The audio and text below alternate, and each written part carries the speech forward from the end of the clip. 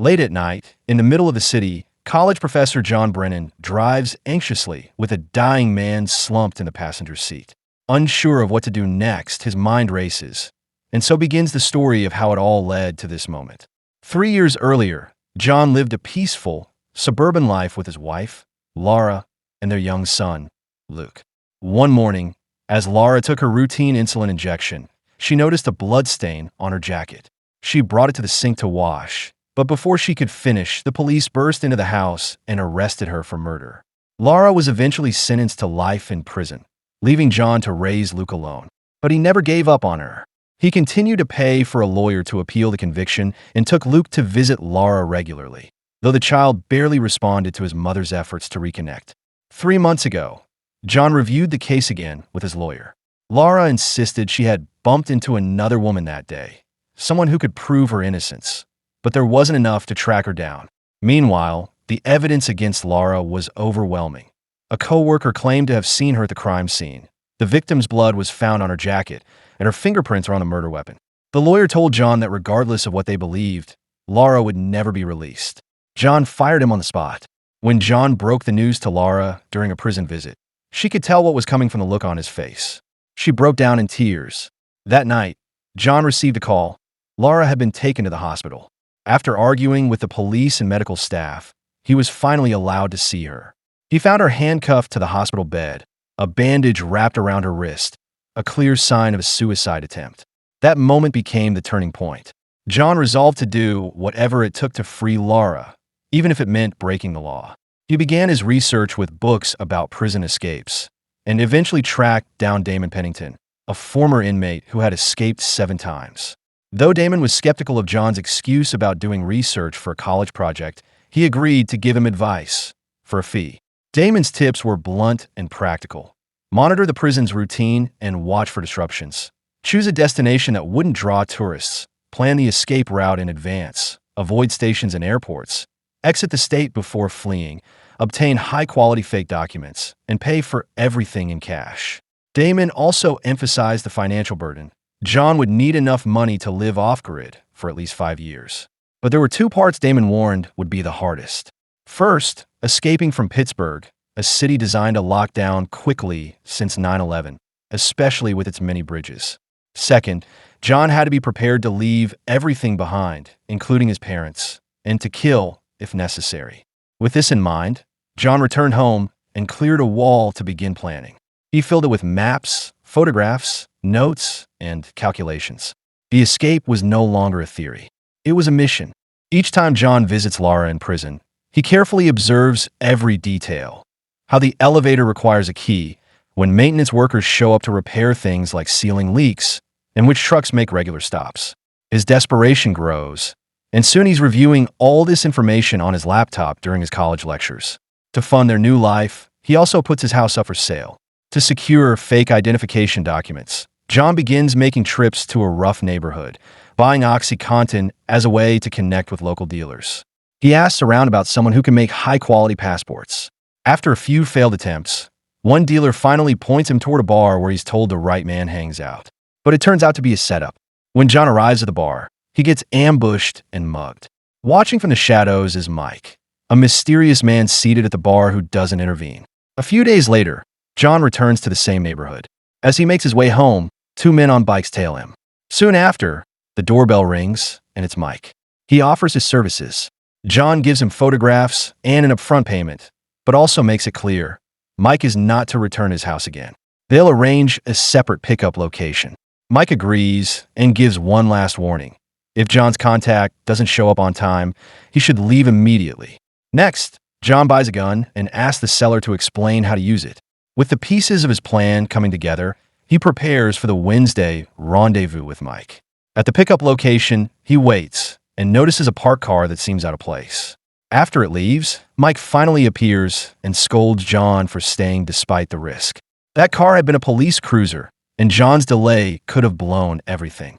Mike hands over the forged documents, warning him again. His desperation is obvious, and desperation leads to mistakes. Determined not to make another, John studies how to create a bump key, a special tool that can unlock most doors. He watches online tutorials and practices until he's confident. On his next prison visit, he hides the bump key among his regular keys in the security bowl. After passing through the metal detector without issue, he quickly grabs the bowl himself and palms the bump key before the officer can inspect it. As the line of visitors is escorted through the halls, John hangs back to be last. When they pass the elevator, he tries the key, but it snaps, leaving half stuck in the lock. He discreetly disposes of the broken half and pretends nothing happened. Not long after, a guard discovers the damaged lock and stops everyone. Visitors are interrogated one by one. When it's John's turn, he tries to cover his tracks by pointing out that he was at the end of the line and isn't visible in the security footage. But his explanation only raises suspicions. The officer eyes him closely. John's lie isn't quite holding up. Suspicion alone isn't enough to hold him, so John is allowed to leave the prison. But as soon as he steps outside, the stress overwhelms him. He throws up right there on the sidewalk. Detective Quinnen sees this reaction from a distance and takes note, his own suspicions quietly growing. Unaware that Quinnen has begun to watch him, John moves forward with his preparations. He starts selling off his furniture and ignoring his brother's repeated attempts to check in on him. His focus is total. One afternoon, while taking Luke to the park, they run into another parent who hands them an invitation to Carrie's birthday party, which is coming up in a few days. Later, John returns to analyzing the prison's patterns, and that's when he notices something new, a medical van arriving at the facility. He begins to focus on it, following the vehicle on its rounds and mapping its schedule. He then researches Lara's specific type of diabetes and how it might justify emergency transport. Online, he even learns how to unlock a car using the pressure from a tennis ball. The next day, he puts the method to the test, using the ball to break into the medical van. Once inside, he snaps a photo of Lara's lab tests. Back home, he alters the results on his computer, making it appear that Lara's health is rapidly declining. On his next visit, John brings grim news. Lara is scheduled to be transferred to a high-security facility in just 3 days. The timeline throws his whole plan into chaos. The biggest problem is money. He still hasn't sold the house. In a moment of desperation, John grabs his gun and drives to a bank, prepared to rob it. But when he gets there, he freezes. He can't go through with it. Later, he visits Lara again and tells her he's trying to appeal her transfer. He also admits he hasn't been spending much time with Luke. Frustrated, Lara lashes out. She accuses John of refusing to face reality and living in a fantasy where there's still hope. Trying to end his delusions, she tells him she did kill her co-worker and then walks out. But John doesn't believe her. He requests another visit, where he tells her he's not giving up and swears he'll find a way to get her out. That night, knowing time is running out, John returns to the same dangerous neighborhood. He follows one of the drug dealers to a house belonging to his supplier, Alex. When he sees a chance, John pushes the dealer inside, only to be bitten in the leg by a guard dog. Fighting through the pain, he draws his gun and forces Alex to lock the dog and his partner away. He demands money, but Alex and his crew only give him what's in their pockets. Sensing John's hesitation, Alex mocks him, saying he doesn't have the guts to kill. After all, he didn't even shoot the dog. John responds by dousing the place in whiskey and setting it on fire. Panicked, Alex shouts that there's a child upstairs. John, not taking the risk, uses the dealer as a shield as he follows Alex, just in time to see him going for a hidden gun. Alex fires, but the bullet hits the dealer instead of John. When Alex raises the weapon again, John shoots first. After securing the house, John searches the upper rooms and finally finds a bag filled with cash. But as he heads back downstairs, he sees the dealer, still alive, lying on the floor and begging for help. And now, the story circles back to where it began. John, driving through the city at night with a bleeding drug dealer in his passenger seat. The car is damaged, its taillight shattered. John debates taking the man to a hospital, but before he can decide, the dealer dies. With no time to spare, John leaves the body at a bus stop, making it look like the man simply collapsed there. He then heads to a specific parking lot where he uses wire cutters to snip through the fence, preparing the final detail in his escape route. Meanwhile, Alex's house is burned to the ground, and the police are on the scene investigating. Inside, they find traces of blood and the broken pieces of taillight, key clues that begin to paint a clearer picture. At the same time, John quietly spends the night at his parents' house. When his father goes to put away John's bag, he discovers the plane tickets and realizes what John is planning. The next morning, John makes sure Luke gives his grandparents a warm hug, one last goodbye without the boy realizing it. His father embraces him too, offering a heartfelt farewell that says more than words can. Finally, the day of the escape arrives.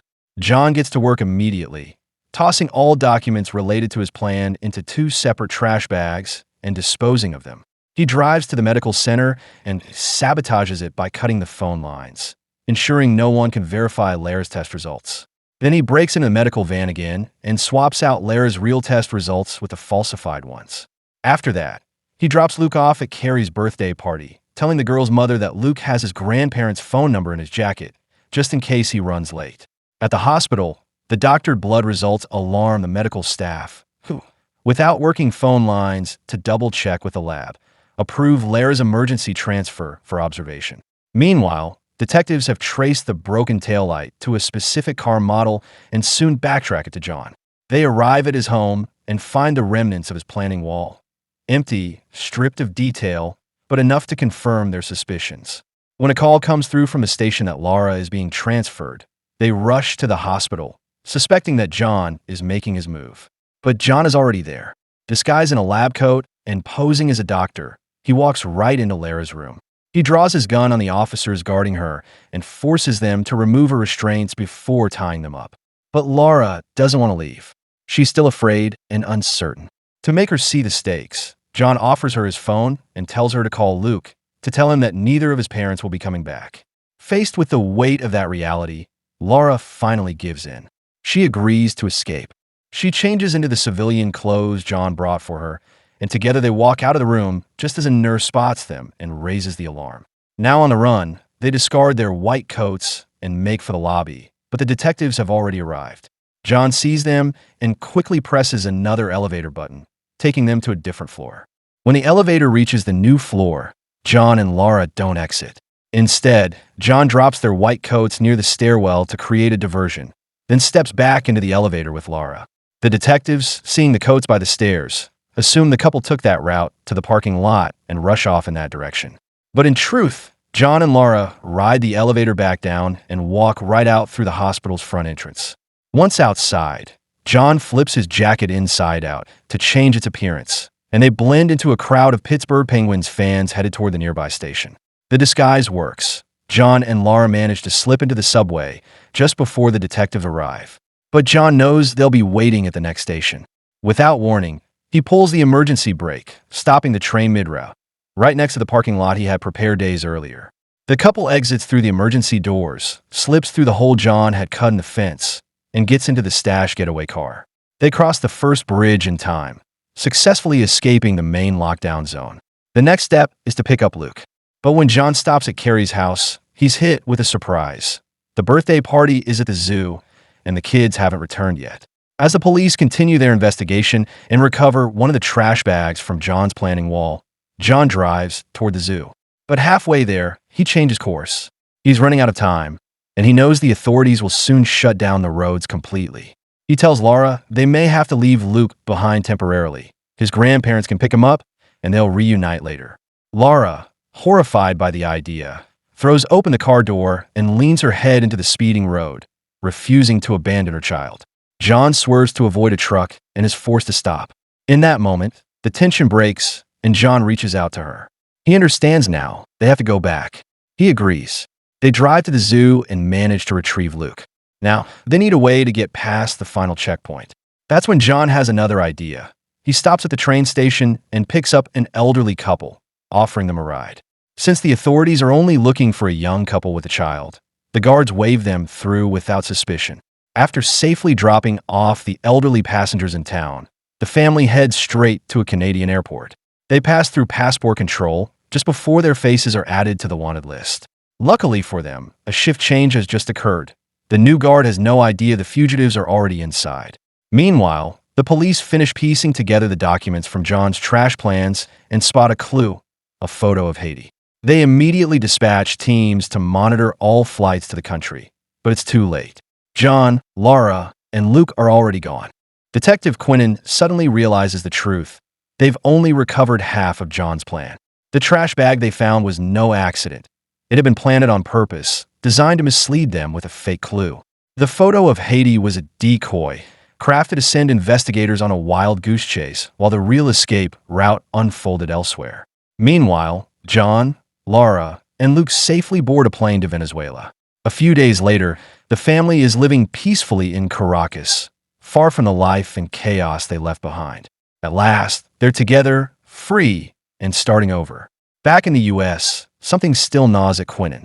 He returns to the original crime scene with a new theory. That night, the night of the murder, it had been raining, a detail everyone had overlooked. Laura had always claimed that she found the fire extinguisher, the murder weapon, on the ground and moved it out of the way, unknowingly getting blood on her jacket in the process. She said she never saw the body. On her way out, she claimed to have bumped into someone, a person she believed was the actual killer, and in the scuffle, she lost a button from her jacket. The button was never recovered, which severely hurt her defense. But if it was raining that night, Quinnen reasons the water could have easily swept the button into a storm drain. He kneels by the drain near the crime scene and checks inside. At first, there's nothing. But then, there it is, the button, caught just at the edge of the grate, just beyond his reach. Proof that Laura had been telling the truth all along. She was innocent. The system failed her. And now, far away and out of reach, she and her family have found the justice that no court ever gave them.